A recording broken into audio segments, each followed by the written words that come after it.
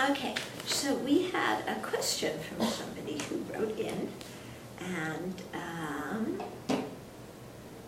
is saying, how can metta, or love, or loving kindness, be practiced when one's livelihood, the survival of the family, the stability of society, and the erosion of values in the community, and the unity of the country are all simultaneously being compromised and threatened?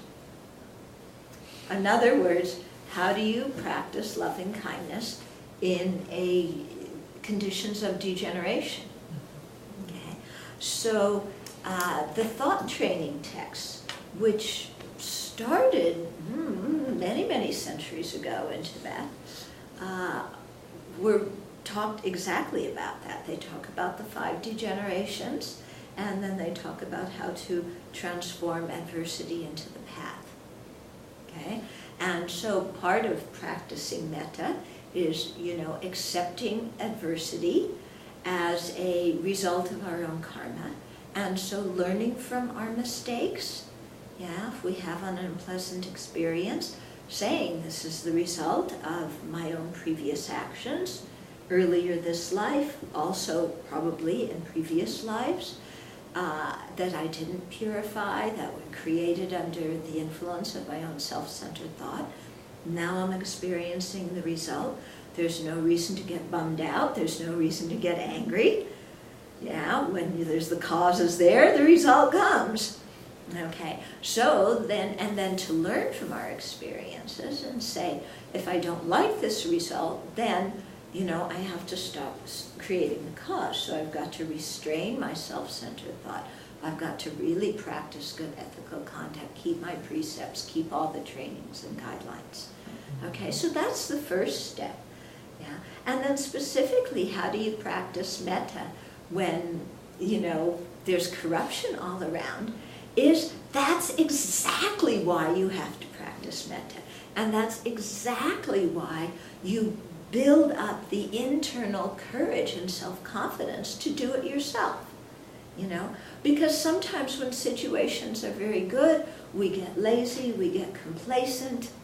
Yeah, here if you see that, all these pressures are on you and on everybody else, and yet we have the fortune to know the Buddha's teachings, to have met the method, to have the ability to practice and, do all of that, then let's take it up and do it. Whether the rest of society is practicing love and compassion is irrelevant to us.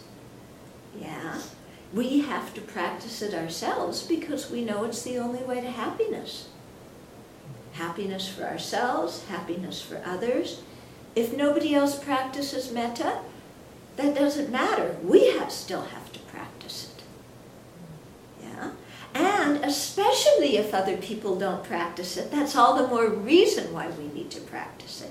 Because if you have at least some people practicing loving kindness, other people will see them. They'll go, oh, look. Yeah, look, when you practice tolerance and patience and fortitude and forgiveness and kindness, look what happens to your own mind. Look what happens to your relationships. Look at how you can influence others in such a positive way. They see the example of just one person who's trying to practice, and they get inspired themselves.